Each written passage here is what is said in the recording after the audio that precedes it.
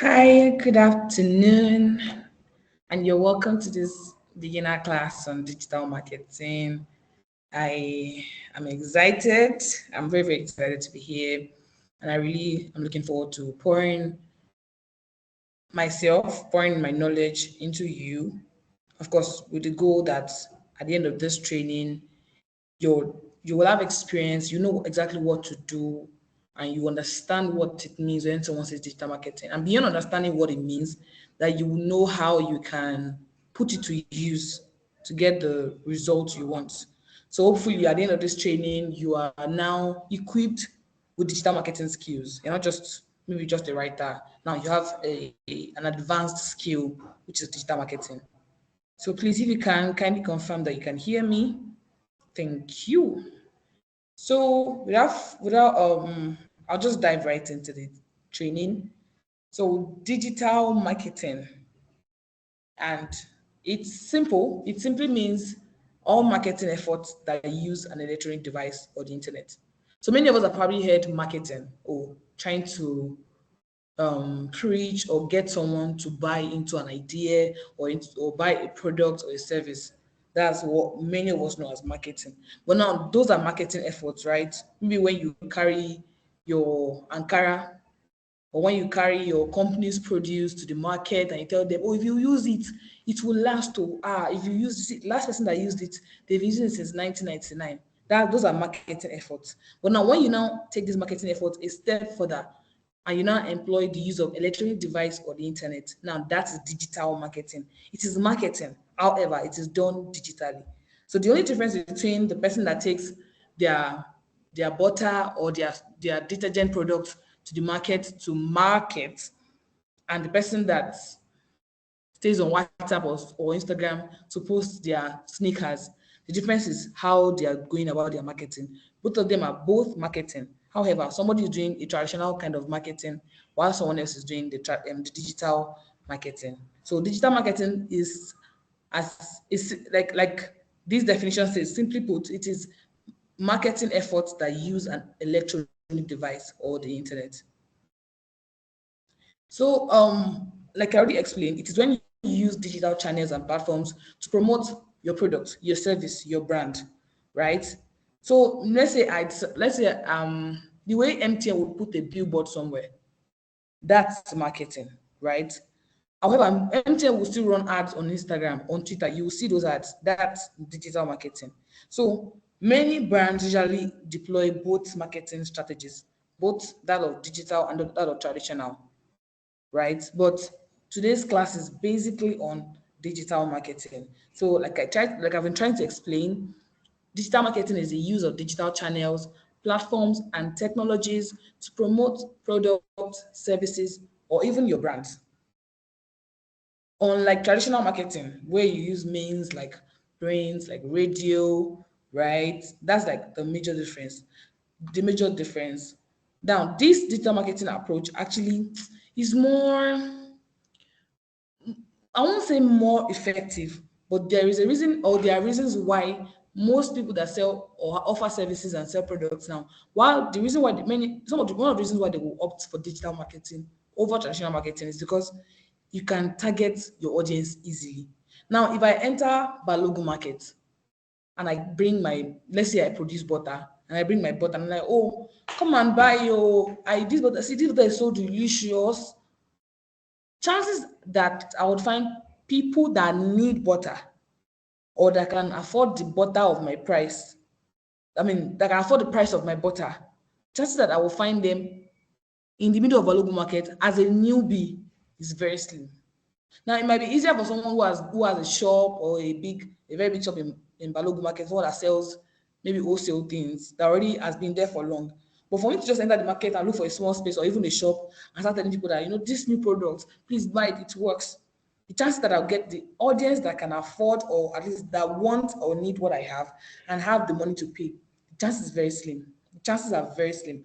But then I can go on Facebook, get a picture of my products, get a video of my product, run an ad on Facebook that targets people that have been on pages where they sell food, people that are parents, people that have mentioned bread in their posts. Can you see that approach? Now I'm targeting people that have mentioned bread because they very likely like butter or need butter. People that have children who very likely maybe like bread and they like butter. People that are on groups where they sell or buy food. So I know bread is one of the food they can also opt to buy, which may also warrant the need for butter. So now my targeting is now more precise. But then if I enter Balogu market, everybody is in Balogu market. The person who doesn't eat butter, the person who hates bread. And I don't know them, I can't read their mind. So I don't know who exactly wants to buy my butter in my Balogu market. But by running an effective ad on Facebook, I can actually get my ad and that means my product and my video, my product to reach people who need butter. Now, another advantage is the fact that I can measure results. So I can go to still using Balogun. Still, so imagine the Balogun scenario again. So I'm in Balogun screaming at the top of my lungs that I have water. Come and buy. It is cheaper than the brands you've been buying. It is very good and quality. Something like that. And let's say at the end of the day, nobody buys. Now, it's not necessarily bad because maybe that's my first day marketing. It's easy for me to get there and say, nobody even gave me a chance. Nobody believes in me. Nobody is going to buy this butter. But the truth is that many people have heard what I said and it is already registered in their head. Maybe I even did my marketing so well that many of them were laughing at what I said. So that the next time they need to buy butter, my brand will come to mind. But I will never know. I might just get discouraged and just never show up again and say, you know what, this butter business is not for me. However, with digital marketing, if I make a post or maybe an ad or something, let's say I even make a post on Facebook about I sell butter and I post pictures of and videos of my butter and nobody likes. But with impressions, I can get that nobody liked it though, but this number of people saw the post. So I'm like, okay, nobody liked the picture or video of my butter, but 1,000 people saw it. Now, what could be the problem? Why they saw it but didn't like? Is it because I'm just getting started? Is it consistency that I need? Or is it that my pictures are not quality enough? But I won't tell myself that nobody believes in me, nobody needs. No, I'll tell myself, they saw it. That means 1,000 people now know that Bami sells butter on Facebook, right? So it's more precise with digital marketing, it's measurable, and I can get to engage audience in real time. Thanks to comment section, DM, and all of that. So that's it about digital marketing. But why digital marketing? Like, I don't think anybody wants to just do things for doing sake. Why are we stressing about digital marketing? Why are you here to learn about digital marketing? Why am I here training you on digital marketing? Why is there even digital marketing? Why are people taking up digital marketing jobs? Why? Why? And I always say it's always very important to know the reason why something exists or why something is good. That way, it helps you know. It helps you not take that thing with levity or treat it casually. So why digital marketing? People are not doing digital marketing because they are bored and they just want to be online and post pictures. Trust me, if you ask any vendor, if they can make sales without doing anything, they would. So I'm not sure. So people don't say run ads, show up on social media, reply comment in the comment section just because they are extroverts. No, in fact, not all vendors are extroverts. But they do it because there's a reason for it. So now digital marketing is actually a very powerful way to reach your audience. And that's a core thing to any business person. Because if you don't even reach your audience, how will you get your audience to buy? I mean, you have not even reached them. So how would they know that you even exist enough to say they want to patronize you? And that's what digital marketing does. It's a very powerful way to actually reach your audience. It also helps you, it also drives engagement for you. So while it's reaching your audience, your posts are getting noticed, your impressions are growing, people are knowing that, somewhere on Instagram, there's this girl that sells butter. Oh, somewhere on Facebook, there's this Bami girl that sells butter. Or somewhere on LinkedIn, there's this Bami girl that writes and trains people. Oh, I don't need the service here, but in my head, I know there's a Bami somewhere. So that means I'm reaching my target audience, right? Oh, I can't patronize her yet, but I'll just comment on her post. I'm driving engagement. Oh, I think I want to really patronize this girl. I think she has the kind of insights. I wouldn't mind consulting. I'm achieving my business goals. So it helps you achieve your business goals basically. Also, digital marketing is constantly evolving, and that's what's amazing about it. Because the truth is that nothing is ever static. The way people do business 10 years ago is not how they do business now. The way media industry was 10 years ago is not how media industry is now. The way marketing was 10 years ago is not, because the way people were 10 years ago is not what they are now. So you can't, so traditional marketing can be quite rigid. So the truth is that so many people are online now. Let's say you're walking on the streets. Like, I don't know the precise number, but a very good number of people that you run into on the street are on their phone, pressing the phone. That means if I market something to them in Balogun Market, many of them are probably on their phone, on TikTok, and on Facebook while they're in Balogun Market. So they're in Balogun Market, but their attention is actually on TikTok. And that's what I need, their attention. So why market in Balogun Market when I can market on TikTok where the attention usually is? Can you see how digital marketing has evolved? Because the people that you're marketing to have also evolved. So of course, digital marketing actually gives room for innovation and for growth. So you're not saying, oh, I've been marketing in Balogun, nobody's coming to me. Yeah, it's because they don't like me. It's because I'm not fine. No, it's because you are not saying that the people's attention has changed over the years. Some of the reasons why people would opt for digital marketing are cost effectiveness, measurable results, targeted audience reach, global reach, engagement and interaction, flexibility and adaptability, competitive advantage. So cost effectiveness, it probably costs less to run an ad from the corner of my room than for me to say, let me take a bus or boat down to Balogun Market with all my things, set everything up in the middle of the market, go back without making one single sale. But then, or I can just say, oh, you know what, for a start, I just want to dedicate 2,000 naira per week for my posts to run ads. Look at that. Measurable results, it's easier to measure results, like I mentioned earlier.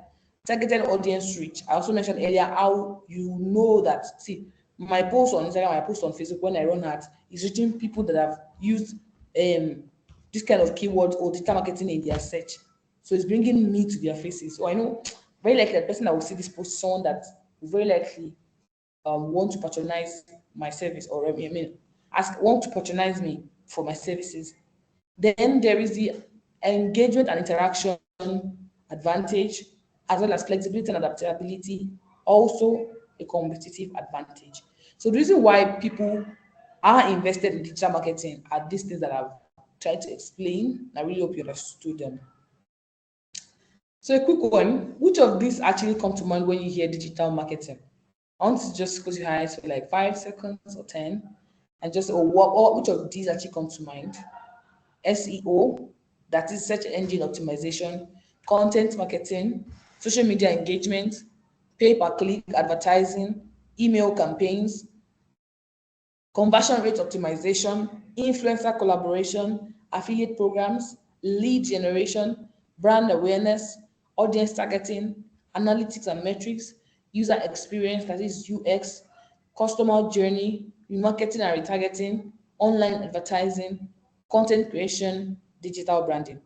So I want to just do this, just ask yourself that honest question, like, which of these things that I mentioned actually come to your mind when you hear digital marketing? How many of them? I want to believe more than one of them will actually come to mind when you hear digital marketing. It's just for you to test and check by yourself how much you already know about digital marketing. So I will be explaining some of the key concepts in digital marketing.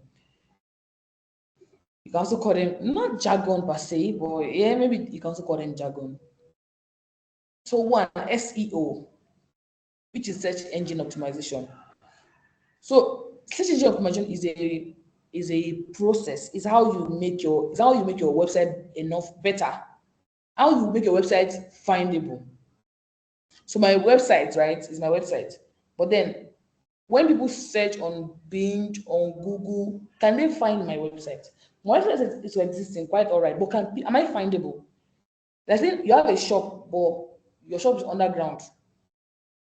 So I'm like, oh, I have a shop, but my shop in Balogun Market. It's a shop at the center of the market. Is my shop well rightly positioned? That's what SEO does. It's like steps on how you can improve your website to increase its visibility. So that means maybe people have seen my post or they're just searching randomly, where can I get butter in Balogun Market? Will my website come up? If it doesn't, there's a problem, and that's what the problem that SEO fixes. SEO fixes those problems that make it difficult for people to find my website. Content marketing is simply process of creating and sharing content to attract an audience. Content marketing is quite wide, but the summary is that it is actually the process of creating and sharing valuable content. Emphasis on valuable to attract an audience. So just because you do a LinkedIn challenge and you post 30 days, if you don't do it the right way, you might not have marketed. But if you do it the right way, that is, you are sharing valuable content with the goal of attracting people, audience on LinkedIn, then you are done content marketing. Also, social media marketing. This is quite, it's very not the same as content marketing, right? Because content marketing is beyond social media. But social media marketing is literally, like it says, marketing on social media. It's when you use social media platforms to actually promote products or services. Email marketing, on the other hand, is how we send emails to potential and current customers to protect our business. Notice that all of these things are giving promoting your business, promoting your business. It's just the how that is different. SEO is how you make your website findable. Content marketing is how you create and share valuable content to attract audience. Social media marketing is how you use social media to promote what you are selling, your product, whether it's product or service. Email is how you send emails to people that have chances of, patronizing you. Then PPC is is when you pay for ad clicks to drive traffic to your website.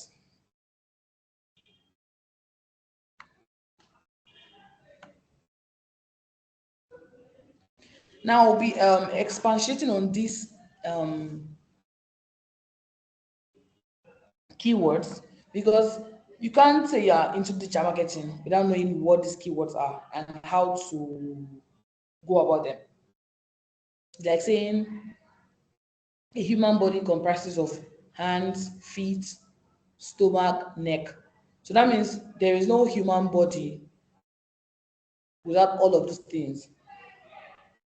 So the same with there's no digital marketing without all of these things I just mentioned. So now, like I would now be diving deeper into them. So search engine optimization, like I said, is how you enhance your website to improve its visibility on search engines like Google, like ChatGPT search, like Bing.com. So these are things I want you to note when it comes to search engine optimization. Search engine optimization, literally how you optimize your website for search engine. Search engine optimization. So these are things you should note about search engine optimization. So search engine uses algorithms to actually rank pages based on relevance and quality. That's why you're able to say, oh, I want to pay someone to do SEO for my articles. So it's not enough that you're writing an article and putting on your website. It's not enough that you're putting out 10 articles on how to get 1 million in one day. It's important that your article is quality and is relevant. So what the search engines are very big on is that when people search how to make coconut oil, Google is saying, you know what, I want to make sure that every article and video I bring when people type this thing in me is something that really answers their question. Because if it doesn't answer their question, people will leave Google and go somewhere else. So Google is one saying, you know what, you have written articles on coconut oil in your blog when I see it, but I'm not going to post it because your article is not quality or your article is not relevant. Also, keyword research. And this part of things that SEO people do for, let's say you employ someone, optimize your say website or content SEO. So I want to see if you are using relevant keywords. Say I want to say, like I said, how to make coconut. So if I'm writing an article on how to make coconut, I have to obviously make reference to coconut. So there's no how I'm going to write an article on how to make coconut oil. Sorry, how to make coconut oil, and I'll not make reference to coconut. I'll not make reference to coconut oil. Do you understand? That's where keywords actually come in. So when people are searching for, if I want people to find Bami, who is a writer, a communications person, a media person, what are the keywords they should use to search that they should find me for? Is it that when they search, oh, people who are into media in Nigeria, or people who are into communications, or young writers in Africa? There should be keywords that will make it easy for you and your brand to be findable. Then we have other best practices like on-page SEO, then off-page SEO. I won't want to go too deep into this because SEO is actually an entire masterclass. But basically, on-page SEO is how you optimize your website to improve its visibility. While off-page SEO is how you optimize activities outside your website to improve your website visibility. So for on-page, this can mean, oh, the kind of content on your website, oh, the kind of images, oh, the size of the images. Is it heavy? Are there videos? Are there GIFs on your page? These are on-page SEO. But for off-page SEO, you can say, you know what?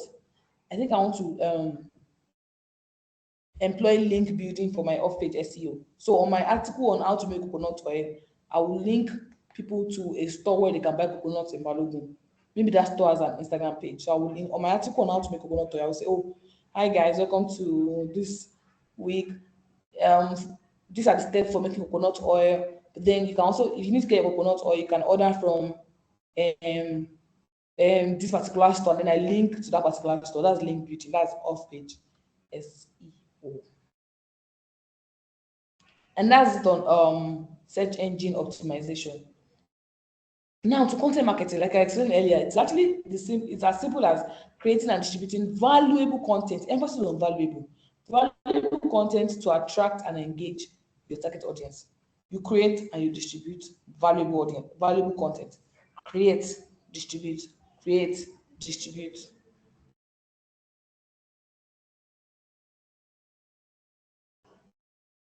Create, distribute, create, distribute. So there are people that are content marketers. These ones are like advanced. They've gone from content writing, they've gone ahead into content marketing. Because content marketing is actually beyond content writing. It has to do with content strategy, content creation, distribution, and audience engagement. So maybe for content strategy now, this is I can say, oh, my strategy, I need a strategy to actually achieve my content goals for 2025. So maybe my content goals is actually to achieve 100 followers on LinkedIn and 150 impressions weekly. That's my goal. Now I need a strategy to achieve that goal. What kind of content do I want to post? How often do I want to post? That's the content strategy. Content creation is when I have now said, okay, I want to post 3 times a week. I want to post this kind of content. So now content creation is where I now create the content. Oh, and how to guide the day in the life of, that's the content creation process. Then content distribution. So maybe now I have my articles, I have my newsletters, I have my videos. So how do I share them? Or I'll share my article, then I'll share the video on YouTube, then I'll share clips on YouTube Shorts and clips on TikTok. Now that's content distribution. Then on the audience engagement is how I decide to, I think I want to encourage interactions and feedback from my audience. So maybe my captions will say, oh, let us know what you think in the comment section. Maybe I want to reply people's comments very fast, like that. That's all of these things that are under content marketing. So a content marketer is not a content writer or a content creator. They do more than that. They do so many things, like I mentioned.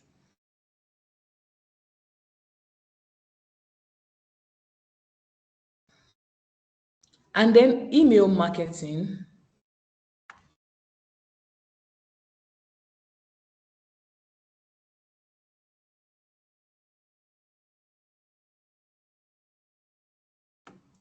Email marketing is how is how you is the process of sending emails to a list of subscribers to promote your products, share updates, or even nurture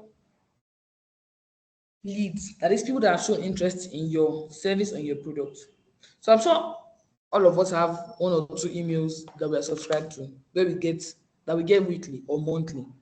Most of us have emails that we are subscribed to. So email marketing is that entire process of coming up with the email, distributing it to with the goal of promoting your product or sharing updates or nurturing people that have the chances of patronizing you. And these are things I want you to note about email marketing. There are different types of emails. For an average or a layman, an average person or a layman, I should be email is email. Email is not email. There are different types of emails, and an email marketer would understand better. So newsletter is only a form of email. They are promotional emails. They are transactional emails. Meanwhile, all of these are actually just your emails. So there are different types of emails, like I mentioned. Then there's a need to build an email list. And that's what you can use. There are actually so many strategies to build an email list. Sometimes when I organize free classes, I get people to sign up and give me their email, right? So when they send over, give me their email, I use that one to get sign up forms, to get sign ups for my email list. I can also use social media promotion. I can say, oh, maybe I've written a caption and I say, oh, subscribe to my email with the link in bio or with the link below. Those are processes on and strategies for building an email list. Then, once you have decided on the type of email that you need, you have already built some people on your email list. The next thing is actually to send out effective emails. What's an email marketer that is not sending out emails? So the next thing to note is actually effective emails. And how do you make your emails effective? Because you and I know that we have some emails that we don't open. They come in every week, but we still don't open them because we're tired or because we are bored or just uninterested. So how do you make your emails effective? How do you make sure that your emails actually achieve those goals you have for them? That's where personalized content comes in. People now like and are really attracted to personalized content. Don't just tell me that sales is ending on February 14. No, tell me how is Valentine preparation going? Tell me what are your plans? Tell me, have you considered buying these shoes for yourself? Do you understand? That's more personalized. Attention grabbing subject lines. So you know your image already has like an headline. That's what we mean by subject headlines, like an headline. Make it something that grabs people's attention, something interesting, something cool. Don't just say end of the year report. I might never open that email, right? And then let your calls to action be clear. Yes, you have written a nice email that is personalized. Your subject line is attention grabbing, but do people know what you want them to do? Your email is good, okay, but have you told people what you want them to do in that email? Or are you saying with this email, don't forget to attend my upcoming workshop?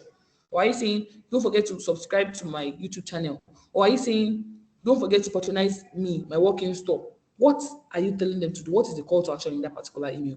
So those are things that actually make your email effective. Is your content personalized? Is your subject line at grabbing people's attention? And does your email include clear culture? People need and want to be told what to do. Don't assume that people know what to do just because I said, oh, this email is from Bami Stores or Bami Publishing. So I'm like, oh, they probably want me to subscribe. No, you have to tell people what you want them to do in that email. Finally, pay per click. This is the process of running paid ads on platforms like Google's very common and Facebook. This is the process of running paid ads on platforms like Google Ads or social media, where you pay each time someone clicks your ad. So this one is another. I think why many people opt for it. It's not, I won't say cheap, but you can get the worth of your money. So it's not like I'm just paying them and they might never show my content to people. No, this particular kind of advertising, for every time someone clicks on that sponsored ad, they get the advertiser gets paid. So if nobody clicks, I'm not paying anything. If 10 people click, I'll pay times 10 of our agreed amount per person, right? Then still on pay per click advertising, some of the most popular platforms for this form of advertising are Google Ads, Binge Ads, and Facebook Ads. Like I mentioned, these three are like some of the most popular ad platforms. So also for pay per click advertising, um, it usually also requires creating campaigns. So it's not as if you just put up any post and just run an ad on it. You can just make a video or be strategic or just plan a proper campaign and say, you know what, this campaign um I'm going to run ads on this campaign. Maybe it's our Valentine sales or our end of the year sales. Let me like say a campaign, and now for the campaign to be to be worthy, for when you're creating those kind of campaign, you have to be very intentional. Use keywords that are relevant. If I'm searching for gift makers or gift sellers in Abuja, for maybe it's Valentine's Day or something, or I want to get someone I love or someone I know something, and I'm searching on Instagram like, oh, gift vendors in Abuja. Yes, you have an ad on Instagram. Let's say I'm searching on Instagram. Yes, you're a gift seller and you have an ad on Instagram, but does your ad contain the keywords that I'm searching for? That only brings us back to that important need for us to use relevant keywords. And then your copy is nice, because yes, while the first thing probably is the post or the video or the image, but you need to be sure that your keywords are relevant enough for them to find you, and that when they eventually find you, your ad your copy, like maybe the script for that ad is compelling enough. Oh, you're selling butter, but in the video, people are just holding butter and smiling like sheep. That might not make me buy. But in your campaign or in your ad or something, I'm seeing a young boy from school that is so hungry, but then butter is always available, so he just takes bread and makes lunch for himself. That's more compelling. Do you understand? So with this, I've actually run us through the major the major key phrases and concepts, key concepts in digital marketing: search engine optimization, content marketing, social media marketing, email marketing, then pay-per-click advertising. I've also tried as much as possible to help us understand that digital marketing is simply marketing that is done on digital platforms. And I hope I've really helped us understand, because right now, in the absence of questions, I would like to say we have come to the end of the first session on Introduction to Digital Marketing. Thank you very much. So welcome to the second session on Introduction to Digital Marketing. If you are new here, thank you so much for joining. Don't forget, this is a training by Marite Consulting, and my name is Pami the Resource. So I will continue from where I stopped in the previous session, still talking about key concepts in digital marketing. Analytics and data are key. Anything you're doing in 2025 and you're not making reference to data, or you're not making decisions based on analytics, it's unfair to yourself or to your brand or your business. So analytics and data is simply how you track and analyze data from your website and from your campaigns to understand what is working and what is not working. Sefini. It's as simple as that: checking what works and what doesn't work. Oh, have you been getting more views from Facebook ads, but you have been getting more sales from Instagram ads? Have you been getting more patronage from male users on Instagram, or you've been getting more "I'll soon patronize you" from female users on LinkedIn? You need to track and analyze your data, both website data and data across all your marketing platforms: email, social media, um, websites, all of that. You need to track data on those platforms to understand user behavior. Oh, you see that people usually check your posts. Oh, maybe 9 out of 10 people that clicked on your ad, they are women. Oh, that means maybe more this kind of post appeals to more women. So we'll run more of this kind of posts for women and run another post for men. Oh, or is it that 7 out of 10 people um that click on your ad on LinkedIn are actually employers? And does it mean that you have something that employers want? Do you need to position yourself more strategically? Like, do you understand? So you need to use the data available on these platforms to make better decisions. These are things I want you to know when it comes to analytics and data. One, web analytics. This is how you track the behavior of visitors on your website. What time do people come and read your articles? Where are they from? And I know Google Analytics has this. Oh, most of your readers come from USA. Most of your readers read around 9 p.m. Most of your readers also read this kind of other articles on your website.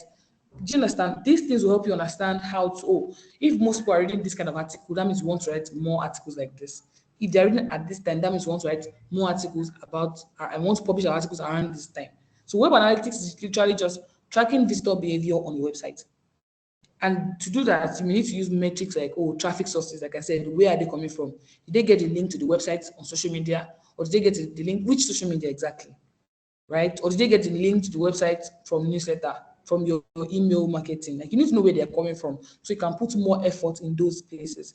Then what is the bounce rate? An average person that comes to your website, do they read to the end, or do they leave almost immediately? Or do they leave almost immediately? If they leave almost immediately, that might mean, it's something on our website.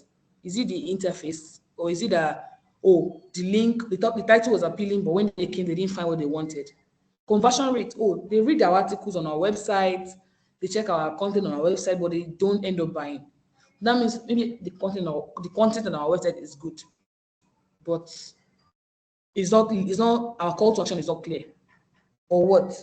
User demographics. What's the age? What's the dominant gender? Is it more women between 20 and 35 are the ones visiting our website, or more men between 40 and 70? Like all of this data is gold. Like you can try to use all of this data to change your entire marketing strategy, which will translate into more sales and you achieving your business goals. Now, and that's I don't know if I actually mentioned Google Analytics. Google Analytics makes it easy. Like Google Analytics, I think is like I would recommend Google Analytics. It really makes it easy to actually track all of the things that I mentioned. You simply have to set up and create an account, and then from there track performance and analyze user behavior. So that's on analytics and data. I actually thought I had more. I thought I still had more in my notes. I guess I was enjoying the class. I didn't even know when I, ran through everything. So, do you have any questions whatsoever? Do you have any questions whatsoever? Please feel free to ask any questions that you have about this introduction to digital marketing training. Meanwhile, thank you very much, Marite Consulting. Thank you so much for this privilege to share. I do not take it for granted at all. So if you have any questions, please, you can drop them now, and of course, I'll respond to them. Thank you.